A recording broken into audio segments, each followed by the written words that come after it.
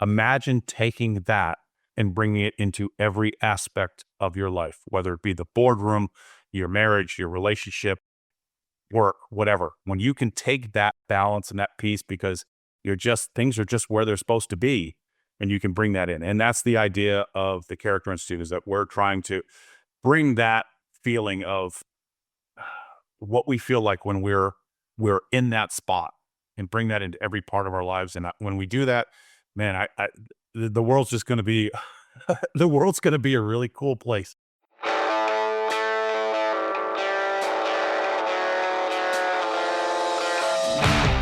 Welcome to Going In Blind. I'm your host, Zach Tidwell, and today I'm speaking with founder of the Character Mill, Christie.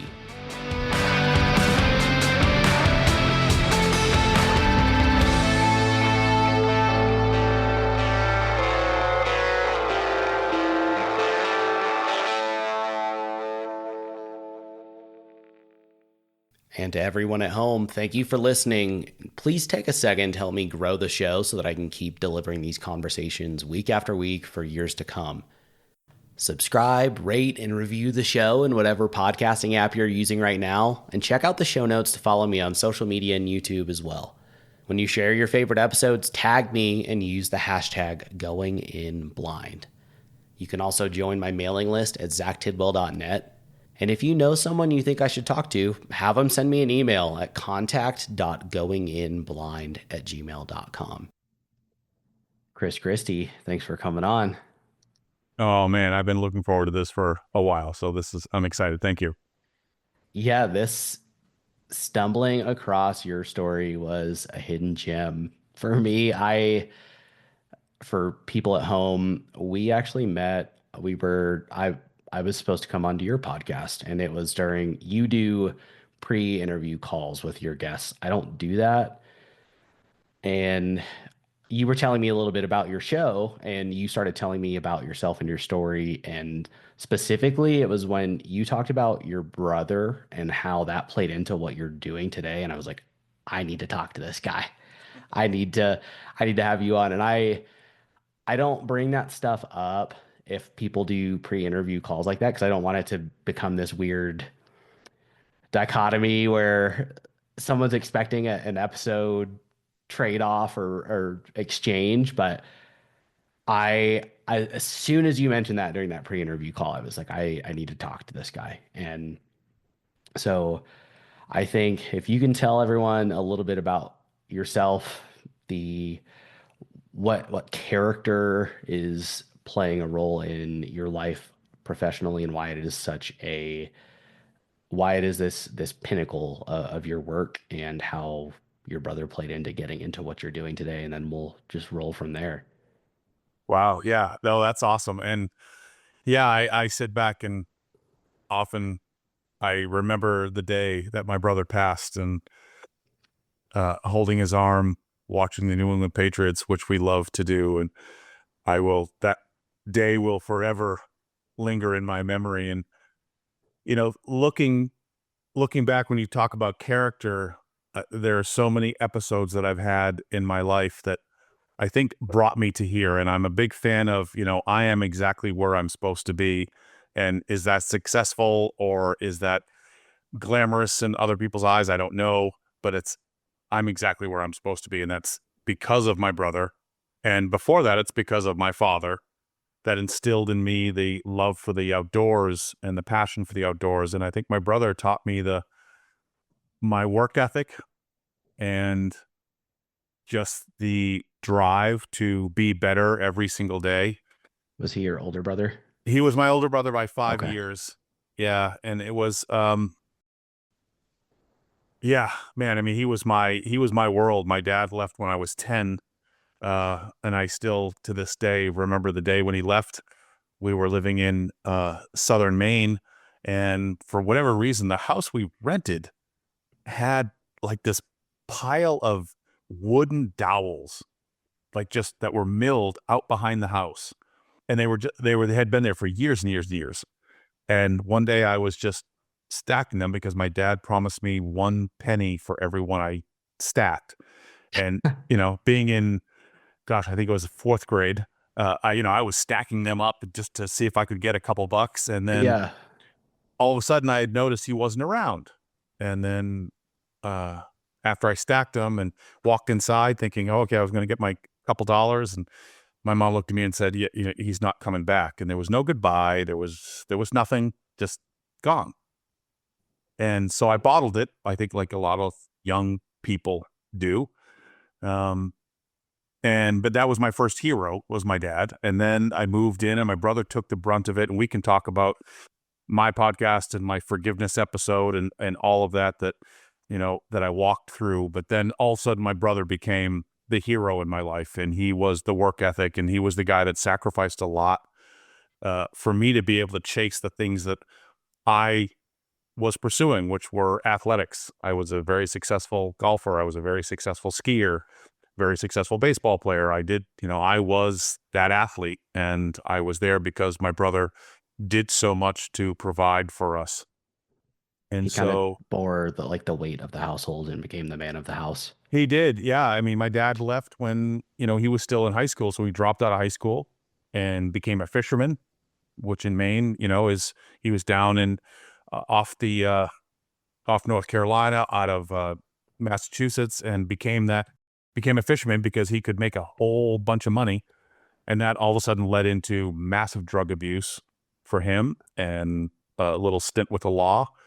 And, those are his decisions. I'm not going to make excuses. That's, for why he did those things. But that's where it led him. And I think the pressure of being the guy to provide Yeah. for now a single mom with at the time, a 10, 11-year-old, 12-year-old.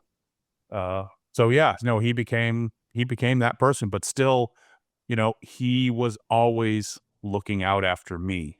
There were times because he and I shared an apartment for many years that, drugs would come into the apartment because of him. And he was very clear that if those drugs ever came anywhere near me, that like he was the protector for me. He was my dome, that no one ever came to me with those things. And to this day, I can say I've still never done any of those drugs. I've never done those things. And I look back because of his protection and also the respect I had for him. Like, have I had choices to do those things? 100%. I just didn't because that was my big brother. And I didn't. What year-ish was this, like timeline wise? We were through high school. I didn't see a lot of my brother because he was fishing and providing. So it was just my mom and I. But it was post high school, kind of that 17, 18, 19, 20, early 20s, that all of a sudden he and I started living together. And that's really I think the formidable time for young people. Like we were so impressionable, and I certainly was, because I was looking for someone to look up to because my dad had gone and he was my first hero. So I was looking for someone, and my big brother was that. And I still look back and, man, how much he protected but then also let me be me. He wasn't so smothering that I couldn't be me. I was still Yeah. that, but yeah, just provided that. So I was in my late teens, early 20s. As as soon as you mentioned the fisherman life, first of all, with it being in Maine, it's like if those guys like that already has to be a rough life, but if they're doing that year round in the winters and stuff up there, that has to be hell. Yeah, and he was going out of Gloucester, Mass. Most of his fishing was out of there. And so I think the movie The Perfect Storm, That is such a good movie. Yeah. yeah, he knew those guys. Oh. And I remember when he came back, and it wasn't until years later that we talked about it, and he just completely shied away from it. Not something he ever wanted to talk about. He had been in that bar many times. He knew some of the fishermen, so it was like, yeah, that was like a taboo thing that we just didn't talk about that. But that was my brother's MO. Like, he wouldn't talk about things that bothered him because he was so concerned with uh helping others. And he always wanted to fix the broken, and he was that person that just always gave of himself, unfortunately to his probably detriment, to his demise, that was just who he was. Well, and not speaking up does, that sounds there. uh, Obviously, there could be a culture of that, given the people that he was working with the drugs and stuff. But that also, he could have been self-medicating there. You Oh, have to get that stuff out. yeah, I think 100%. I think he was, when I look back on, my podcast, my first episode is I interviewed myself, and my word was forgiveness. And when my dad left when I was 9 or 10, I don't remember. And when I was 20, I was a ski coach in Colorado, and I was driving back to Maine. And for whatever reason, and I will go into probably at some point some deep meditation or hypnosis to figure out what exactly caused me to reach out to my dad, because I honestly think it was a song, listening to a song while I was in Colorado that prompted me to do it. But I tracked my father down in New Hampshire, and I remember driving in his driveway like it was yesterday, and opening the door, shutting the door, and walking and going, oh shit, like what am I about ready to do? I'm going to go see a father that I haven't seen in, you know, 10, 11 years. And I practiced forgiveness, and it wasn't for him.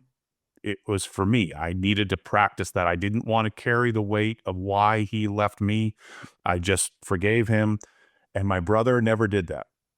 My brother never, at his funeral, um, you know, my dad and I talked for maybe one or two more times, and then ultimately he passed in my early 20s.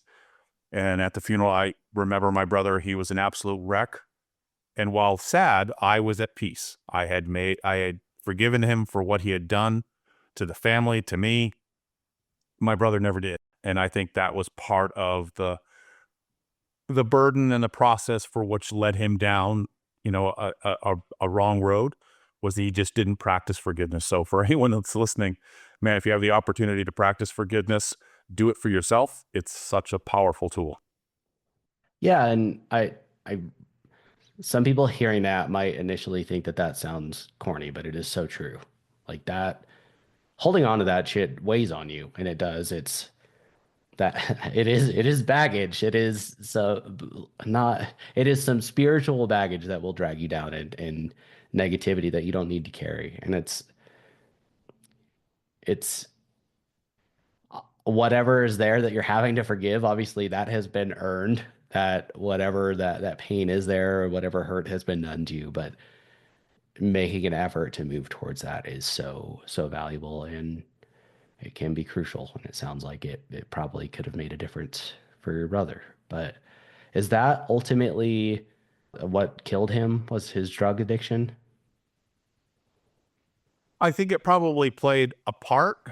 He moved into a relationship that, again, he was in that wanted to fix someone that was broken, and got into a relationship and just made a ton of just really bad choices. I mean, I can't, I could go into, this could be 7 podcasts worth of the bad choices that he made, but I think he was happy because he was taking care of someone. He was trying to fix somebody. And ultimately, it moved him out of the state of Maine, where he and I were so close and literally communicating every day. And I remember the day he said, hey, Chris, we're going to California. My wife needs to visit a doctor out there. Can you, look after the dogs? Sure. And then he left. And then literally 3 days later, we're not coming back. I walked into his house, and like lights were still on, the TV was still on, like time stood still in his house. Unfortunately, and I should regress, because the idea of taking care of the dogs didn't come until later, when he told me that he wasn't coming back. And unfortunately, one of the dogs had passed, and the other dog was still in the house. And, we were able to find a nice home for him. And it was just like, I don't even understand this thinking, like, who have you become? And it was about, I think, 8 or 9 years later, we had stayed in communication. And then all of a sudden he was coughing one day in California, and thought he had coughed so hard that he had broken a rib. And so we went into the emergency room, and he walked out of the emergency room with stage 4 lung and brain cancer. Uh, Wow. yeah, and he called me, and that was in June of 17, I believe. His wife left him. His wife was had a very wealthy father who blamed my brother for everything, and so packed her up. And he all of a sudden went from going in and having brain surgery and getting the tumor removed to being homeless, and literally had to walk out of the hospital back to an apartment that was no longer the rent was no longer being paid for. So he is turned into squatting basically at this apartment. Uh, and my sister and I spoke, and we moved him back here. I moved him in with me. At the time, I was a single father and living with just my son here. And I was commuting back and forth to Long Island at the time for my work because of what I did. And so all of a sudden, I moved my older brother in, and he said, "Oh no, I'm on the mend. You know, I'll be out fishing again." And he came back, and I will never forget my son looked at me and he said, "Dad, Uncle Peter has changed." And I took him to his first doctor's appointment, and the doctors looked at him and said, "Well, I think your father's going to be okay. I mean, I think your father's going to have a tough road, you know." And I went, "My father? Like, that's my brother. He's 5 years older than me. He had aged so badly because of everything." And so, yeah, he Wow. stayed here. We moved him back in September, and ultimately he passed in October. Uh, and so, yeah, I mean, I think just the whole that idea, I think probably uh, not forgiving my dad, I think played a huge role in it. And I think he just carried it with him. He was always in that fixer mode. He just wanted to fix people and never took care of himself. And ultimately that cost him his life. Fuck. Yeah. What was he using? I think for a long time here in on the coast of Maine, I think there was a lot of coke and there was a lot of stuff. And then it turned into, because of the life of being a fisherman. I mean, that's such a tough life. I mean, those guys go through so much. I mean, we've seen whatever, Like all the, deadliest catch and yeah, the stuff. deadliest Yeah. catch and all that stuff. But I mean, he would tell me stories of stuff where, out because they were doing long lining, and they would literally pull up.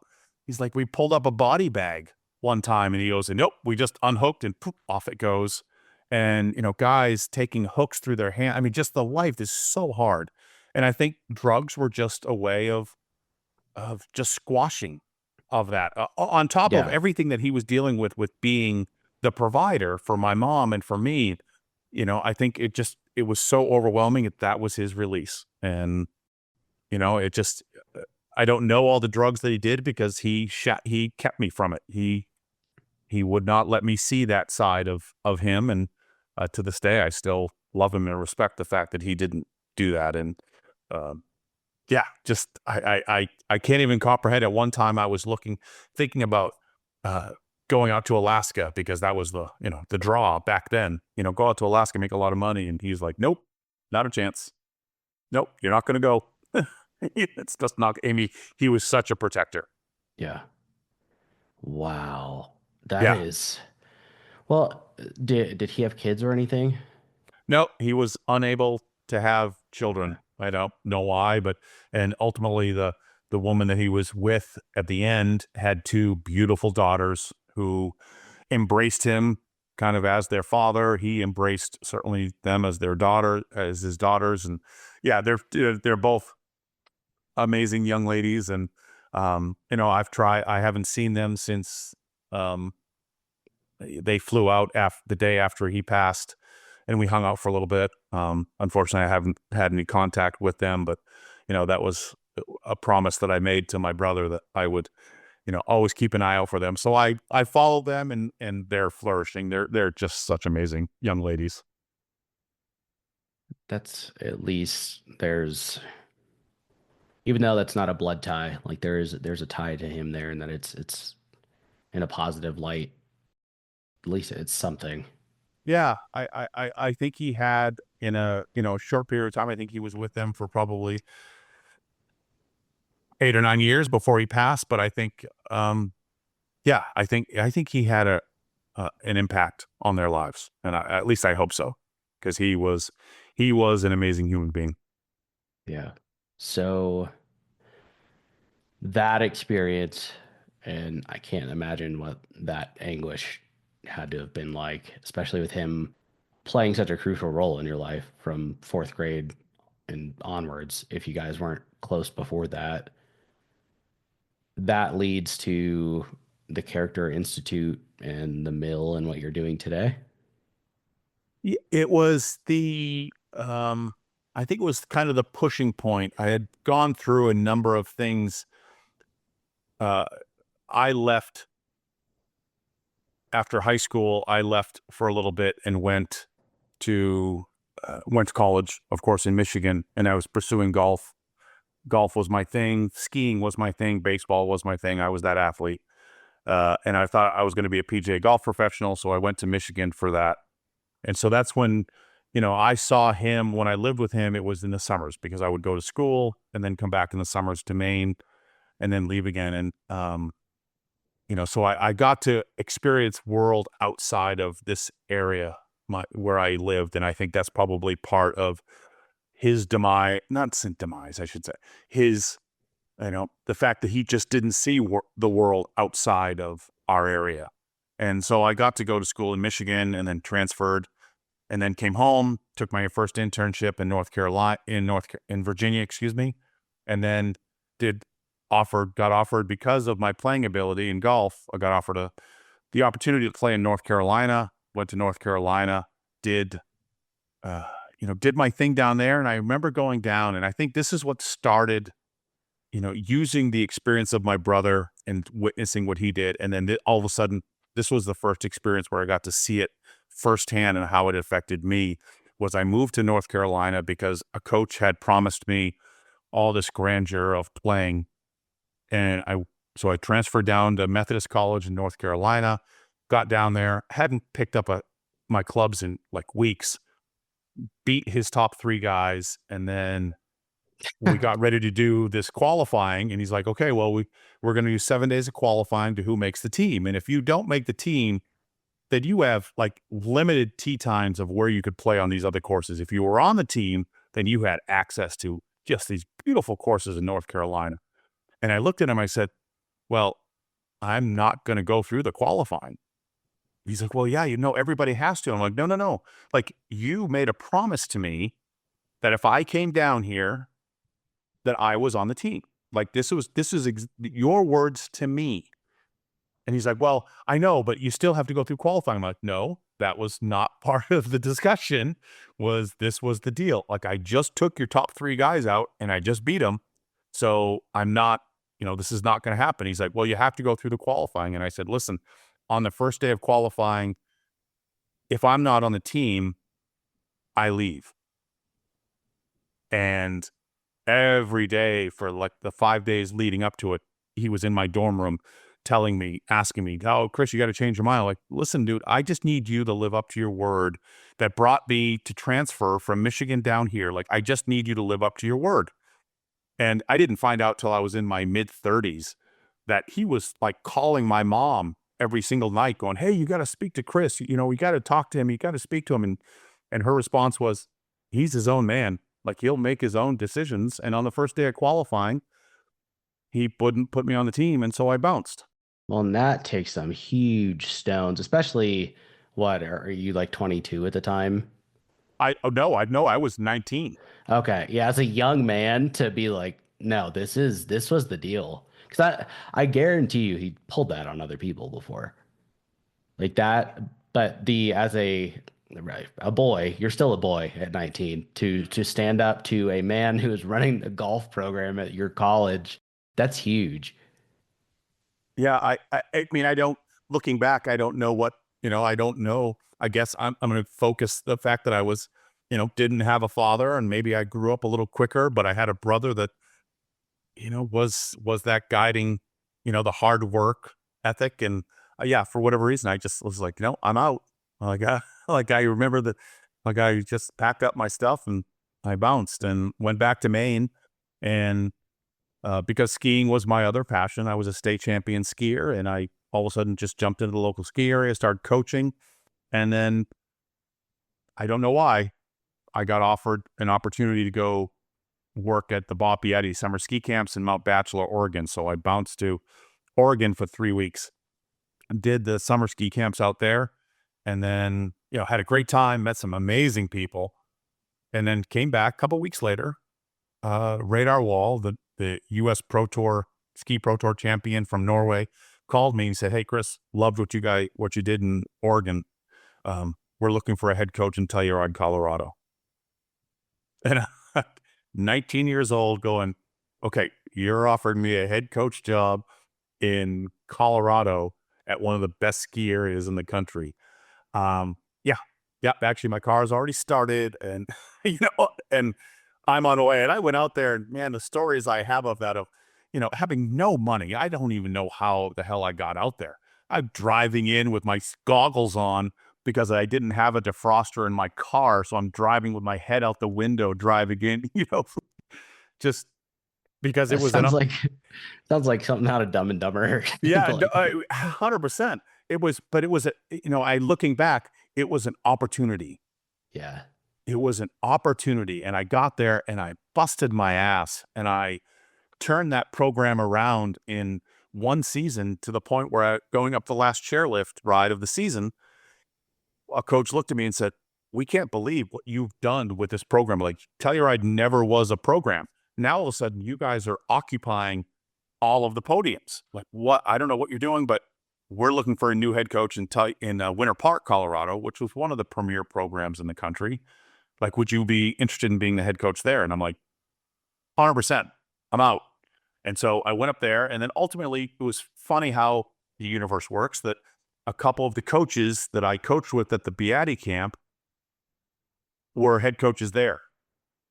And those coaches then ended up going off to coach at University of Colorado and the US ski team. And so that just kind of steamrolled and snowballed into Winter Park. And then all of a sudden I was doing development conditioning camps at the Olympic Training Center in Colorado Springs, and all of a sudden then doing summer camps with the development camp with the US ski team, and yeah, like it was just a whirlwind of stuff. So I think that was the first shot I had of like character. When you mentioned character, someone someone didn't hold up to their bargain. They showed me their character, and then I kind of just grabbed onto the character that my brother had instilled in me and the work ethic and stuff. And so that kind of was the launching point, I think, for me. okay, that's that's a whirlwind experience for sure. But how bringing those two together, and I know those timelines are separate here. We went kind of back into the past a little bit, bringing them back to getting started with everything that you're doing today. This Everything happened with your brother in 2017. This You've had this formative experience real just such a young man. It was kind of wild to think that you were the head coach of an entire ski program at 19, 20 years old and successful at it after basically having the potential to have a real career in golf. Where where do those two come together in forming what you're doing today? I think it gave me the confidence to make a whole shit ton of mistakes. If that, because after coming back, I think I was in my mid 20s and just thought, oh shit, everything I own, I can fit in my car. I think there's more to life than this. So maybe I need to settle down a little bit and not do this. Now, of course, I'm in my late 50s going, oh shit, I wish everything I owned could fit in my car. And so it's come full circle. But I think it just got to a point where he gave me the confidence to say, you know what, I'm going to start to chase some of my passions. And I'm a coach. That's who I am. I love working with young people. I love, I just love, yeah, I just love making a difference, and I love being of service. And the day after my brother passed, a stat came across my desk, across my computer, and it said 86% of people in nursing homes share something in common, and that is they all have regrets of things they didn't do during their life. And it hit me like a lightning bolt. And I said, okay, That's what I need to fix. I need to fix that problem. Every good business has to solve a problem. That's the problem I'm fixing, is because when you get to the age of a nursing home, you shouldn't be sharing, you should be sharing memories and laughter. You should not be sharing regrets of things you didn't do. So I'm like, I need to fix that. And then the next day, I was on social media, and I got really frustrated with social media. I'm like, that's it. I'm going to launch a new social media platform that just inspires people to go live their life and chase every single adventure that they have. So when they get to that age of nursing home, then they can share all the stories and memories and laughter. And so that's what prompted the mill. And are you an engineer, or was this you had the idea and you weren't sure how you were going to get there? Yeah, no. I'm the furthest thing from an engineer. I Okay. I am a I am a creative soul that has. I just want to live a life of service. I just want to make a difference in people's lives. When people ask me why I started the mill, it's a very simple response. My response is, I started the mill because I want to cry every single day because I've impacted someone's life so deeply. It's a purpose, and It 100%. a purpose that strikes at the core. I mean, that is I had a guy on a couple days ago, so he'll be the episode that comes out a week before you, but he he runs a company. He founded this company called Lava Box, and he's succeeded to the point where he's been on Shark Tank and struck a deal and gone on to do a bunch of other huge things since then. But his whole thing is he in starting this business, it is that he also formed a nonprofit called Protect Our Rivers, and with these lava boxes, he creates these really unique portable campfires that are made out of ammo cans, and it's been a whole new kind of wave in the industry. But that the purpose there was to cut down on forest fires, and then he's protect our rivers. He's a kayaker and a river guide, and wants to basically clean up the nation's rivers. And but we got on this long discussion of how not just of purpose, but how tying that together and something that resonates like that, like what you're saying, how this has resonated with you, and tying that to a business is so common. What you hear is a key to success in these endeavors. It's critical. Yeah, and for me, I've always been a student of human behavior. I'm in kind of an amateur of human behavior, and I every book I read is trying to understand how people react and what makes people make the decisions that they make. And so for me, that's why I think I love coaching so much, is that I have a direct impact on the decisions that young people make in coaching, and I can help them through. And that's, even when I was in Colorado, they're like, "Oh, you're a ski instructor." I'm like, No, I'm a ski coach, because a ski instructor teaches you how to ski. As a coach, I'm going to teach you how to go fast, and I'm going to teach you then all of the psychology and the mental things that the mental toughness that you're going to need to go through when going fast, and how to prepare for the event, and how to deal with failure, and how to deal with falling and not success, and how to deal with winning. And so, yeah, it's always been just a passion for me. So that's why the mill became so important, was because it was, I got to I got to solve the problem that I viewed, but also then chase a passion that had always intrigued me, which was human behavior. And that, what you mentioned a couple times there with human behavior and being curious about the mind and how it works and these driving forces. What'd you go to college for? I I went to college for professional golf management and marketing, and What? yeah, and then bounced.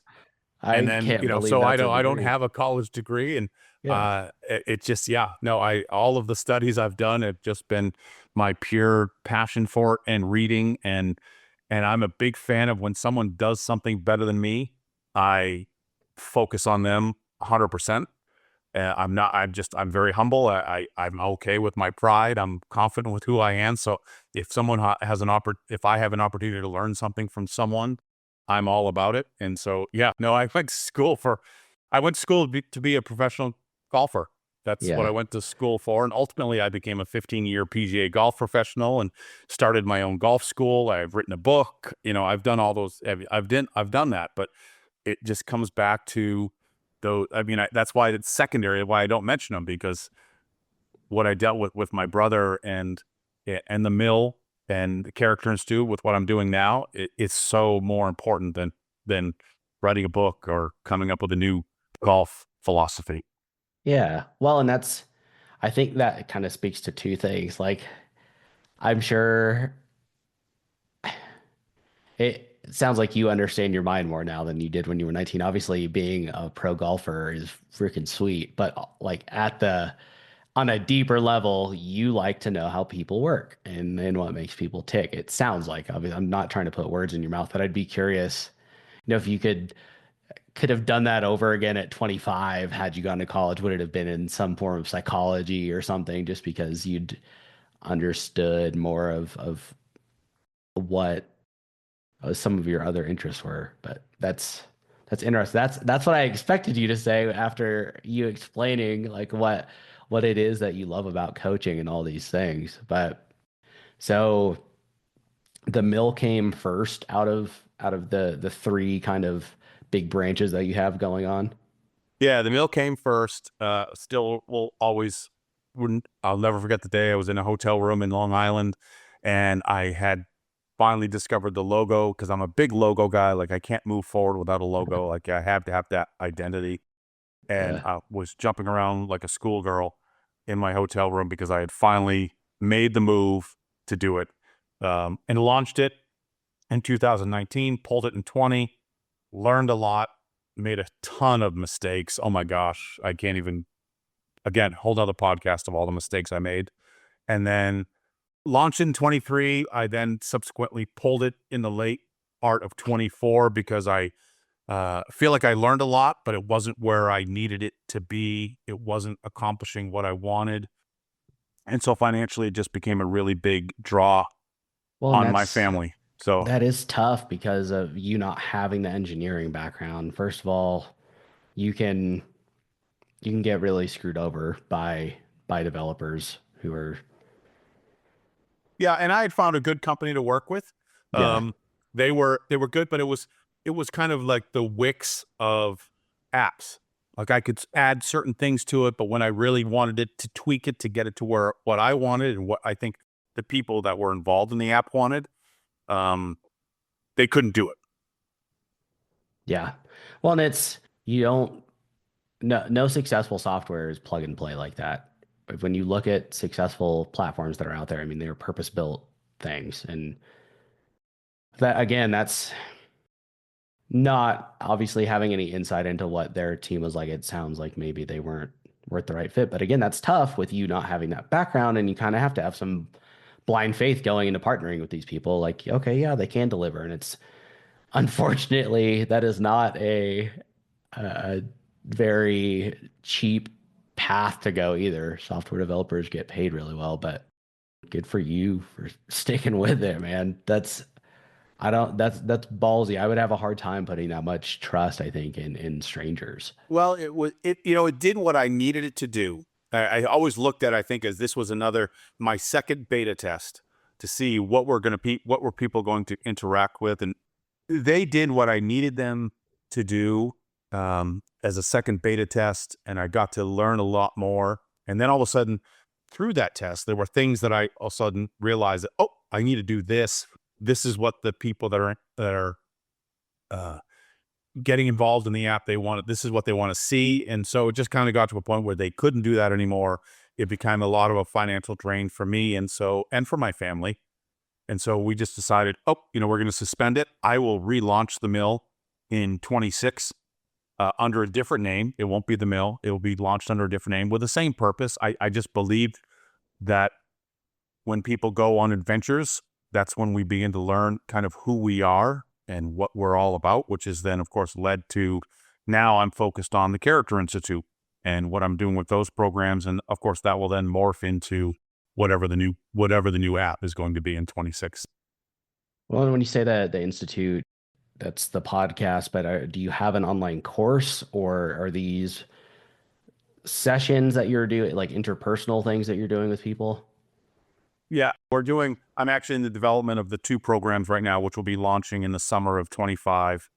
I'm just offering two things, which they took a long time to develop, but that I'm really harnessing into what did I want to see when I was younger, and I'm very appreciative that I had some mentors that, for whatever reason, in my 15, 16, 17, saw something in me and became mentors of mine, and they were folks that I could call. I mean, literally, with 4 or 5 years ago, I was still calling one of them on just advice and thoughts, and it was so important for me to have those people because I didn't have a dad, so they became those folks that I could bounce ideas off of, and and they were very candid, and they told me I was not stupid.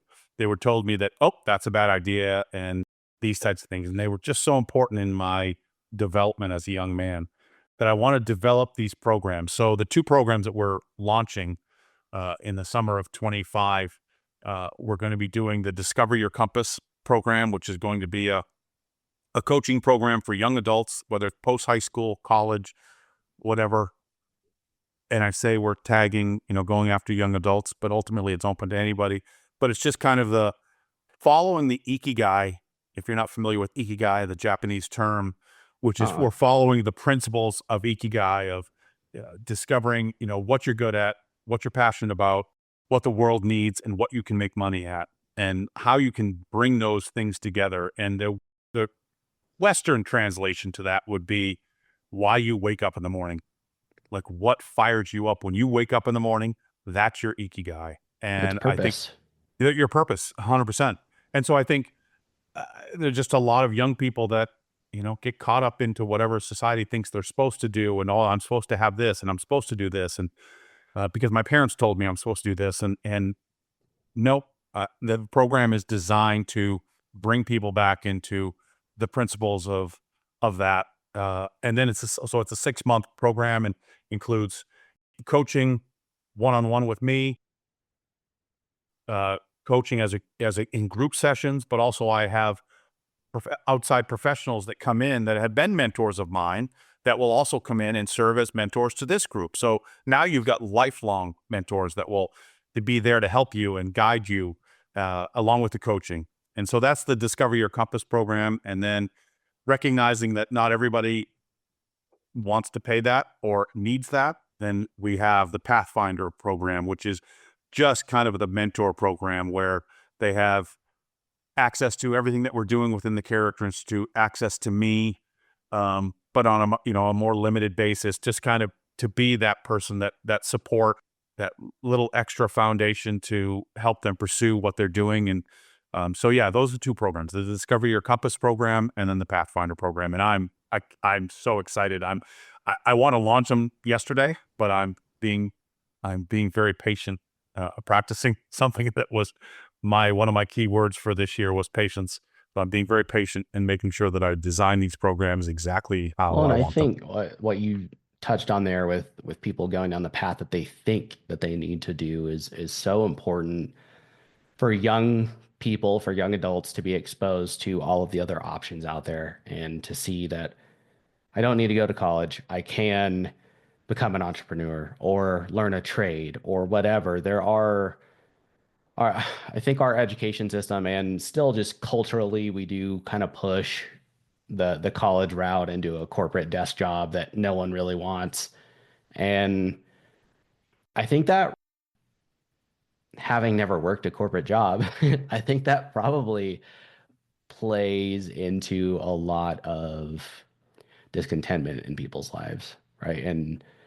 And even maybe to complacency because yeah, you're not following your compass and something that really that you feel propelled by or propelled towards or a cause or trying to avoid reusing the word purpose, but it is purpose. And that's I think a lot of people would be a lot happier, especially if you're going to take risks. The time to do it is when you're young like that because you can recover and you don't have not so much to lose. You can bounce back. And I think that's so valuable. And I'll be, to be completely blunt with you, I am always skeptical, and I'm putting an asterisk here. So know that I'm not throwing you under the bus here. I am always asterisk skeptical of people who say that they are coaches because you see people people just throw it out there to make money because you can charge someone to say, "Oh, I'm a coach in this thing." But it sounds like you've actually designed a well thought out program and you're doing this well. And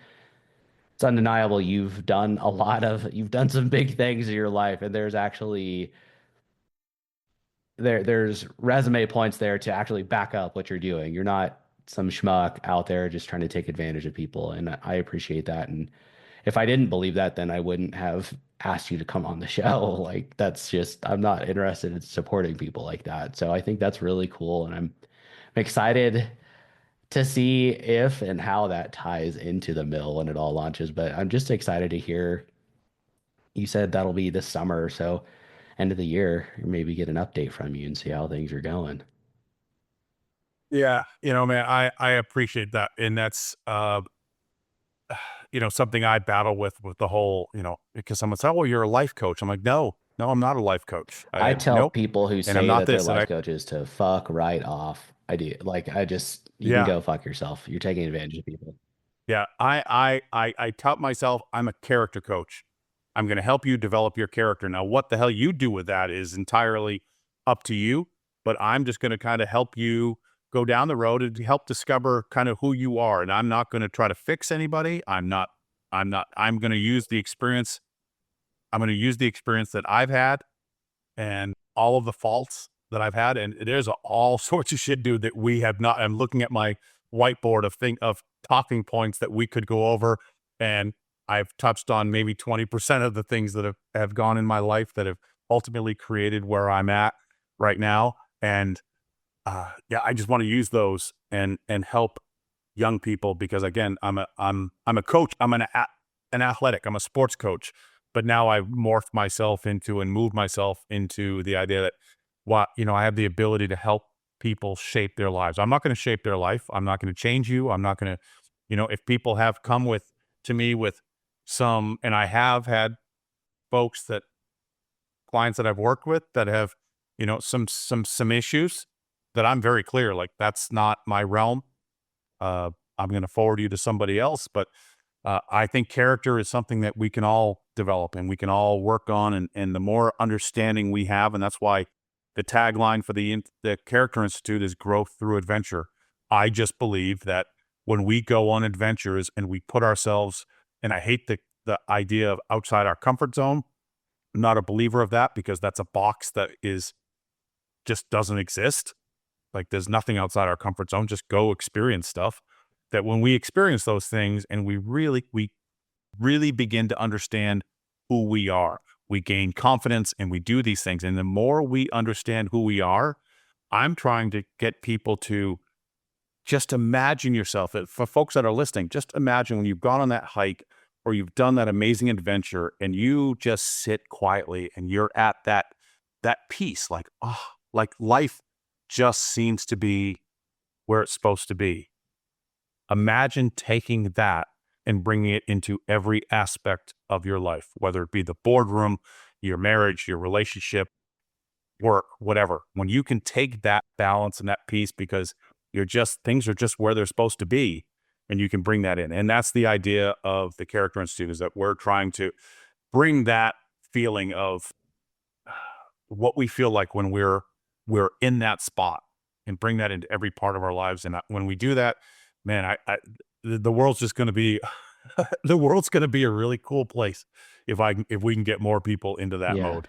I do. I think the fact that everything that you just said shows that there's integrity behind this, and you know your limits, you know the bounds of, hey, I'm not a professional in that space. I'm not here to help you through a crisis or help you with a mental health issue that you're having or an addiction. I'm here to expose you to things that, from me reading between the lines, I read that as you're, we make these discoveries about ourselves when we're pushing ourselves. And It sounds like you're trying to put people in positions to do that and expose them to those experiences to allow for that to happen.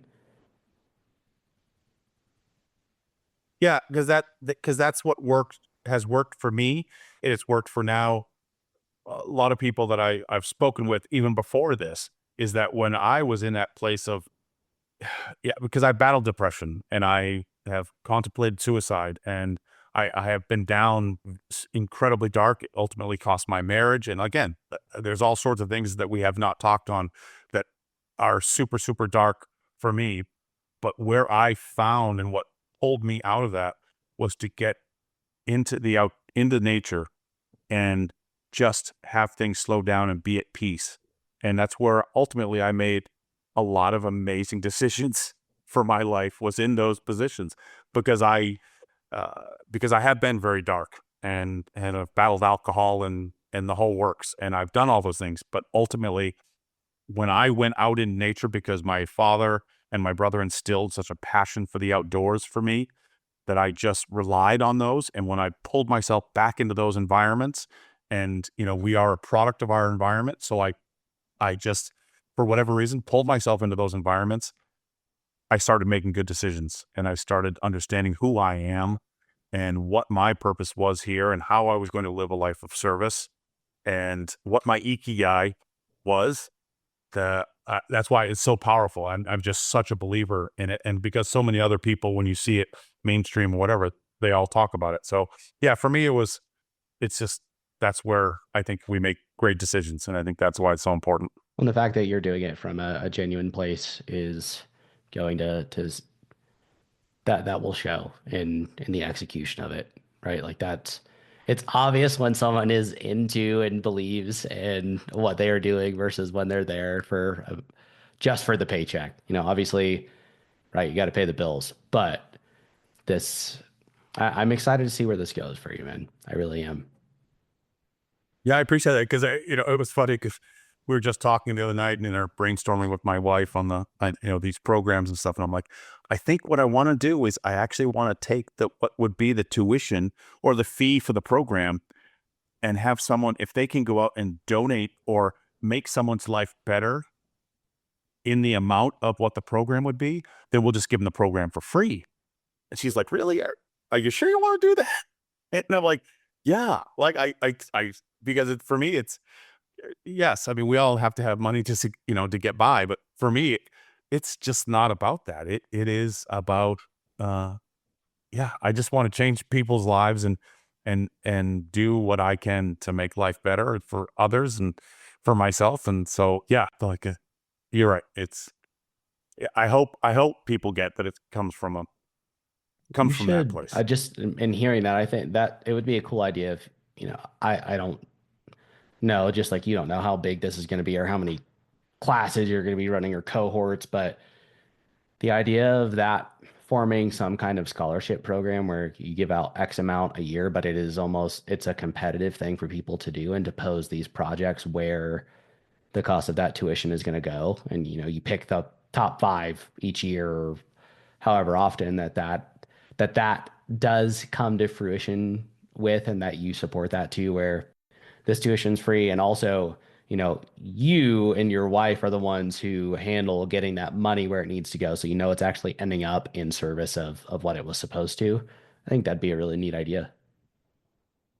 Uh, Dude, this is why I love socializing and communicating with people like yourself, because that man, that's a phenomenal idea. I love it. I get, yeah, that's a great idea. Yeah. So Yeah, if love it. you if you end up implementing it, you have to get my name tattooed on your lower back or something. That'll be our deal. I think that's how that Um, works. yeah, we could come up with Okay. something. Cool, man. Well, in the meantime, leading into this summer and into next year before the mill is back out there, where should people find you? We're on all the social media stuff, on all the platforms. It's either the Character Mill, which is kind of the parent company, uh, at the Character Institute is where we're doing stuff, and then I've recently started just doing some more stuff, especially more TikTok stuff with myself, just offering thoughts. It's at the Character Coach. So it's at the Character Coach, at the Character Institute, or at the Character Mill. Uh, as you can probably tell, character is a huge It's kind of the word core, for the me. core of it all. It's kind of the core of what we're doing. Uh, so yeah, it's Character Institute, Character Mill, or the Character Coach. Awesome. Well, thanks for taking the time to come on, and thanks everyone at home for listening to another episode of Going In Blind. Remember, please, if you love what you heard here, I would love it if you take a second to rate, review, and follow the show wherever you listened.